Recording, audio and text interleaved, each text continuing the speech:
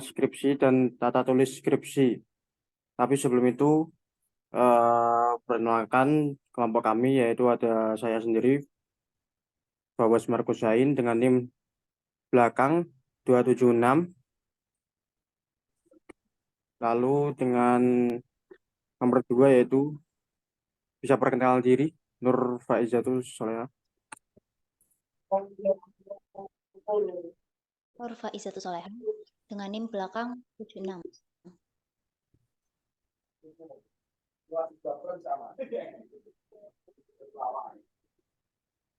Selanjutnya, saya Perkenalkan, nama saya Sadam Yasar dengan NIM belakang 289. Ya, perkenalkan, nama saya Damas Prasetya dengan NIM belakang 311. Perkenalkan, nama saya Riza Aulia Salsabila dengan NIM belakang 057.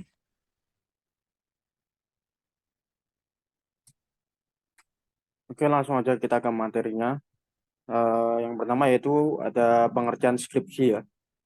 Skripsi adalah karya ilmiah yang ditulis oleh mahasiswa sebagai syarat untuk mendapatkan gelar sarjana. Skripsi merupakan tugas akhir studi mahasiswa yang dimana isinya mengenai penelitian atau kajian yang mendalam tentang suatu topik dan bidang studi tertentu. Tujuan pembuatan skripsi sebagai tugas akhir yaitu untuk melatih dan mengembangkan kemampuan mahasiswa dalam meneliti, analisis yang dituangkan dalam karya tulis ilmiah. Next.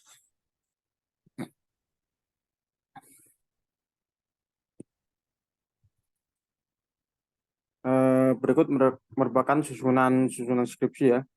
Yang pertama yaitu ada halaman judul, berikutnya halaman persetujuan, halaman pengesahan, halaman pernyataan, kata pengantar, daftar isi, daftar tabel, daftar gambar, daftar lampiran, abstrak. Lalu ada yang intinya yaitu ada bab 1 yaitu pendahuluan, bab 2 kajian pustaka, bab 3 metode penelitian, bab 4 hasil penelitian dan pembahasan, dan terakhir yaitu bab kelima yaitu penutup. Next.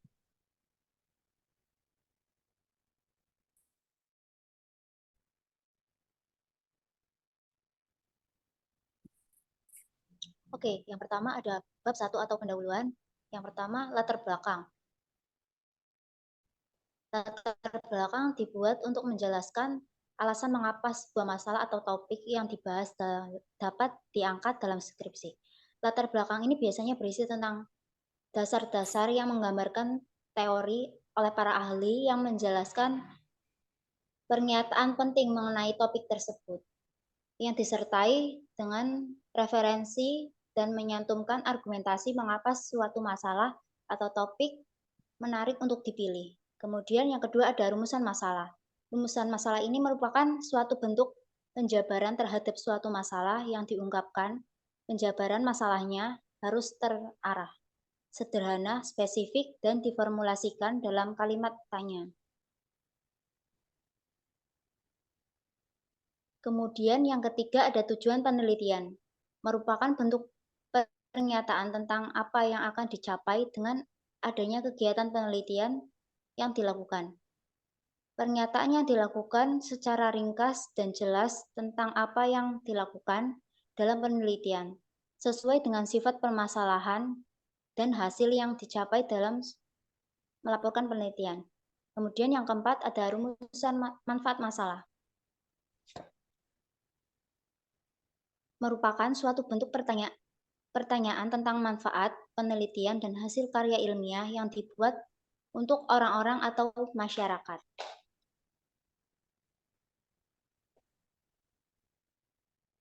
Oke, bab 2, tinjauan pustaka. 1. Tinjauan pustaka mengemukakan temuan-temuan ilmiah dari buku ilmiah, jurnal, atau minimal 3 jurnal sebagai penelitian terdahulu, hasil penelitian, skripsi, atau tesis, atau disertasi yang berkaitan dengan permasalahan atau pertanyaan penelitian. Pemilihan bahan pustaka didasarkan 2 prinsip, yaitu prinsip kemutahiran dan prinsip relevansi dengan topik yang diteliti. 2. Kerangka teori. Kerangka teori mengemukakan teori-teori atau pendapat ahli dari berbagai sumber seperti dari buku dan lainnya. Pemilihan bahan kerangka teori didasarkan pada dua kriteria, yaitu prinsip kemutakhiran dan prinsip relevansi dengan topik yang diteliti. Untuk penelitian yang menguji hipotesis, penelitian harus membuat kesimpulan teori dan model teoritis. Apabila kemungkinan dinyatakan pula dalam model hipotesis dan atau langsung dalam satu perumusan hipotesis. 3. Kerangka pemikiran. Kerangka pemikiran mengemukakan alur pemikiran penelitian yang sesuai dengan permasalahan pada penelitian. 4. Definisi konsep atau kualitatif atau konsep operasional atau kuantitatif. Definisi konsep adalah generalisasi dari kelompok fenomena tertentu, sehingga dapat dipakai untuk menggambarkan gagasan atau ide menjadi konsep yang utuh. Sedangkan konsep operasional adalah aspek penelitian yang dijadikan indikator dalam mengukur suatu variabel. 5. Hipotesis penelitian. Hipotesis merupakan pernyataan singkat yang disimpulkan dari gambaran teori tentang jawaban sementara terhadap suatu masalah. Hipotesis dikembangkan berdasarkan 1. Teori-teori yang relevan, 2. Logika kausal yang didasarkan pada teori yang ada, dan 3. Penelitian sebelumnya. Pembuatan hipotesis yang ilmiah hendaknya dilakukan dengan cermat, teliti, terarah secara logis, dan dapat diuji.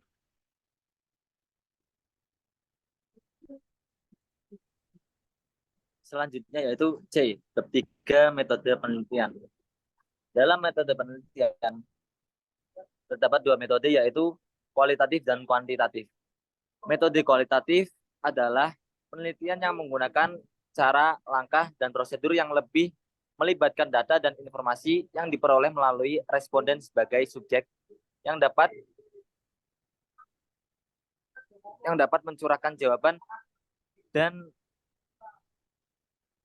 perasaannya sendiri untuk mendapatkan gambaran umum yang holistik mengenai suatu hal yang diteliti. Selanjutnya yaitu metode kuantitatif. Metode kuantitatif yaitu metode yang mengandalkan pengukuran subjektif dan analisis matematis atau statistik. Biasanya terdapat sampel data yang diperoleh melalui kuesioner, jejak pendapat, tes, atau instrumen penelitian lainnya untuk membuktikan atau menguji hipotesis yang ditujukan dalam penelitian. Next. Dalam metode kualitatif, ada banyak cara, tapi kami merangkum dalam 4 cara, yaitu yang pertama, pendekatan penelitian, di mana mengungkapkan tentang pendekatan penelitian yang digunakan dan alasan menggunakan pendekatan penelitian tersebut. Yang kedua yaitu objek dan lokasi penelitian.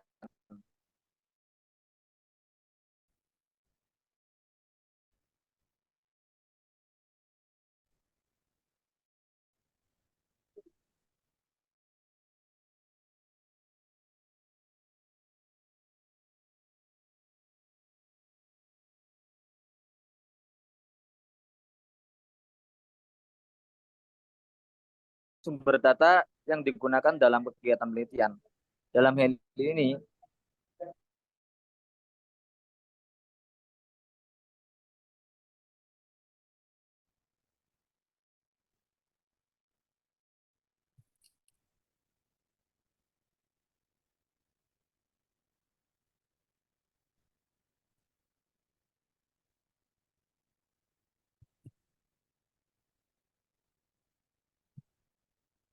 Lanjut. selanjutnya ada metode kuantitatif. Yang pertama, ada pendekatan penelitian. Mengungkapkan tentang pendekatan penelitian yang digunakan dan alasan menggunakan pendekatan penelitian tersebut. Selanjutnya, yang kedua ada objek dan lokasi penelitian, di mana kita akan mengungkapkan sebenarnya penelitian menangkap keadaan dari objek yang diteliti dan di mana tempat penelitian dilakukan serta alasannya.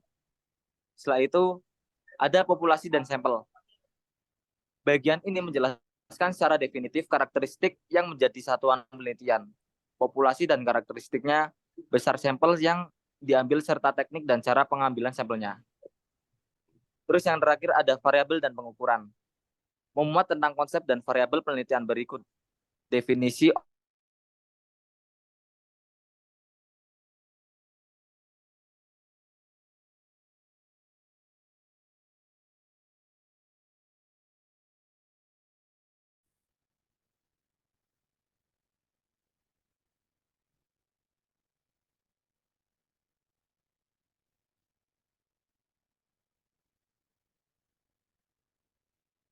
Bab 4 ada hasil penelitian dan pembahasan. Deskripsi objek dan lokasi penelitian. Deskripsi objek dan lokasi penelitian merupakan bagian penting dalam sebuah penelitian. Deskripsi objek penelitian merujuk pada karakteristik, sifat, dan atribut dari objek yang akan diteliti. Sedangkan deskripsi lokasi penelitian mengacu pada informasi terkait tempat di mana penelitian tersebut akan dilakukan dengan memberikan deskripsi yang jelas dan komprehensif mengenai objek dan lokasi penelitian. Peneliti dapat meningkatkan validitas dan reliabilitas hasil penelitian yang dihasilkan.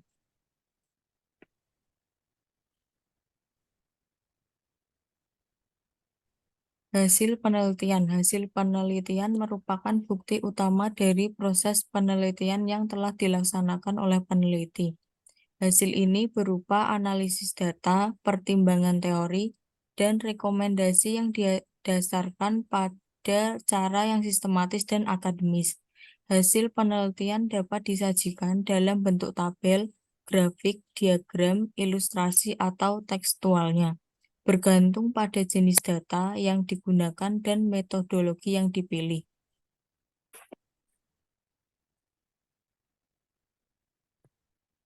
Kemudian ada bab 5 yaitu penutup. Terdiri dari dua, yang satu kesimpulan dan yang kedua saran. Kesimpulan menguraikan temuan pokok yang menjawab rumusan masalah dan tujuan penelitian. Yang kedua ada saran menguraikan temuan pokok yang menjawab rumusan masalah dan tujuan penelitian.